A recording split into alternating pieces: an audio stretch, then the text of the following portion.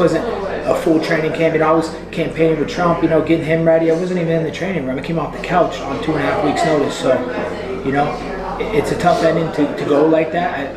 I feel like I was just getting my win and I was going to come on strong, but... Alright, so Colby Covington just got absolutely dog-walked by Joaquin Buckley Saturday night at UFC Tampa, and at this point, I think it's fair to say that Covington's career is officially cooked beyond belief. And even though I do think that we should give fair credit to Joaquin Buckley, who's had a great year and has improved a lot as a fighter recently, on the flip side, I also think that Colby looked absolutely terrible, and much like his previous fight against Leon Edwards, it kinda seemed like he didn't even want to be in there. I honestly don't even know where to begin with Covington's performance, so I guess I'll just start off by saying that any of his good fighting qualities that he used to have are completely non-existent nowadays. Like, I don't think that anyone could ever honestly say that he was ever a great striker or the best wrestler in his division, but what he lacked in raw technique and skills, he was able to make up for in terms of pace and cardio. But on Saturday, his conditioning and pace were average at best, and even after the horn sounded at the end of the first round, Colby looked like he was pretty winded, which really does not bode well for a fighter like him. And while we're on this topic, I'd also just like to point out how slow this guy looks now. Not just in this fight against Buckley, but even going back to the Edwards fight, Covington fights at the speed that I do when I fight in my dreams. Given he's never been the quickest guy in the UFC, but he used to at least be able to keep up with his opponents. And sure, Joaquin is a ridiculous athlete at welterweight, but would anybody here really say that Leon Edwards is particularly fast? In his past two fights, Covington's shown that his cardio has slowed down massively, his volume has fallen off of a cliff, and whatever speed he used to have has completely gone out the window. And without these specific athletic attributes, what even is Colby's identity as a fighter? And then, of course, his striking, which has never been all that impressive, was nowhere near where it needed to be in order to pose any threat to Buckley. Now, the thing is, does Colby throw some of his punches like a schoolgirl? Sure, but he used to be able to overwhelm his opponents with his loopy punches because he could throw like 10 punch combos at a time without ever getting tired. However, now that his conditioning is a shell of its former self, the guy is stuck to throwing 3-punch combinations at maximum, and seeing as he's always had some of the most underwhelming power at 170, he's just not a threat to anybody on the feet. Like, seriously, Colby is the only guy in the UFC fighting at over 135 pounds who can land clean-ass combinations on his opponent yet causes no damage at all. Now let's talk about his wrestling, because for years he was known to be one of the most suffocating grapplers in his division. But if his performance last night was the first time that I ever saw him compete, then I would have serious doubts on how this guy was ever such a decorated NCAA athlete. Because out of 8 takedown attempts in less than 3 rounds, he was able to successfully land only 1 of them. And when it comes to the other 7 attempted takedowns, let's just say that Buckley didn't have much trouble in keeping Covington off of him. Look, man, I can go into a lot of details as to how the guy has fallen off, but simply put, he's just not the fighter that he used to be, and he got his ass kicked on Saturday. And even though I don't understand how cuts like these were allowed to continue, whereas this cut forced a stoppage, regardless, I think the doctor's decision only saved him the embarrassment of getting properly finished, so maybe this was the best possible outcome for him. And I don't want to make it seem like I dislike Colby, that's really not true. When he was in his prime, I really enjoyed watching him fight. But through a combination of his inactivity, as well as him simply getting older, he's just lost all of the qualities that made him a top contender, and in that sense, it's really not his fault. Father Time remains undefeated. But with that being said, although it's a perfectly natural phenomenon that a fighter begins to age out over time, he really has not done himself any favors in terms of his career choices throughout the years. First and foremost, the guy's inactivity has been really frustrating to me, and as someone who actually enjoyed watching him fight during his come-up, I think it's a shame how he literally threw away his prime years by cherry-picking matchups and fighting once a year. Seriously, this guy has had a grand total of 5 fights in the last 5 years where he went 2-3, where one of those wins was over a Tyron Woodley who forgot how to fight, and the other win was over journeyman Masvidal. Don't get me wrong, these were legit wins for sure, but I can't help but feel like we should have seen more performances out of Colby in the last few years. Instead of actually putting his money where his mouth is and actually fighting proper contenders to solidify his spot, he instead cherry-picked opponents who he knew were over the hill. And then each time he was able to get a win over a past their prime Woodley or Masvidal, the UFC would give him a very undeserved title shot. But in his defense, it's not his fault that the UFC gave him unwarranted title opportunities. Like what? Is he going to say no for a chance to fight for the belt? But my point here is that Colby could have done so much more with his career if he didn't lean into his diva antics as much as he did. And even though in the moment it probably felt like it was the right thing to do for his career and to keep him relevant, I definitely think that he overemphasized his persona a little bit too much without actually fighting. And speaking of diva antics, just this morning Colby posted a video to his Twitter where he comes up with a new batch of excuses for losing against Buckley. This wasn't a full training camp. I was campaigning with Trump, getting him ready. I wasn't even in the training room. I came off the couch on 2.5 weeks notice. So,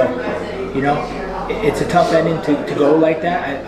I feel like I was just getting my win and I was going to come on strong, but this shit is so sad and pathetic, man. Every single time that this guy takes an L, he immediately goes to social media and whines about how the fight that he lost fair and square is illegitimate. Going back to the Leon fight, Colby claimed that not only did he break his foot in the opening seconds of the fight, but he also claimed that the judges hated him for supporting Donald Trump, which I think is silly seeing as Dana White is one of Trump's closest friends. Then this time around, with him saying that he didn't have time to properly train because he was out there campaigning with Trump, just kind of takes things to a whole new level of cope. It's like, no one made you accept this fight, my man. The comparisons between Colby and Chael Sonnen have been going on for years now, and it's very clear that Covington has done all that he can to try and emulate Sonnen's promotional abilities. And even though Colby doesn't have the speaking skills that Chael has, or the wit and charisma that Chael has, or the general likability that Chael has, something that Colby also fails to match with Chael is his ability to lose with grace. Much like Chael, Colby very obviously plays a character, and I really don't think that there's anything wrong with that. Make your bag. But at the same time, a major aspect of Chael's likability is that he was able to drop the facade whenever he lost a fight and would speak to the media and fans with sincerity when the fight was all said and done. It helped keep Chael grounded, and it helped fans understand that he's actually just a regular person beneath his WWE persona and his eccentricities. But when it comes to Covington, I don't know if it's gotten to the point where he's so lost in his little persona, or if he genuinely believes the things that he says. Who knows? It might be a mixture of both. Don't get me wrong here, I think it's always great to have a heel in the UFC. It makes things way more fun and interesting, and it gets people talking. But at the end of the day, does Colby want to be a heel in the way that Chael was, or does he want to be a heel in the way that Ronda Rousey turned herself into? Because there is a very clear distinction between Chael and Ronda. Chael was always in on the joke, whereas Ronda turned herself into one. And frankly, the way that Colby's career has played out, it's reminding me much more of Ronda Rousey than it does anybody else. Well, minus Ronda's charisma and the championship wins, of course. I don't know, I guess what I'm trying to say here is, much like his performances in the octagon, Colby's antics and his persona has just gotten old and tired. And I think it's a damn shame, because for a while he had enough talent to cement himself as an all-time welterweight, but instead of putting in the work and earning his stripes, he chose to become a diva who doesn't know when to turn off the antics. Anyways, that's the video for today. Definitely let me know what you think about Colby Covington's career. Do you think that he can turn things around, or do you think that he's too far gone at this point? As always, if you like the video, then like the video, and if you haven't subscribed to the channel yet, please do so. I appreciate you for watching, and I'll see you on the next one. Bye.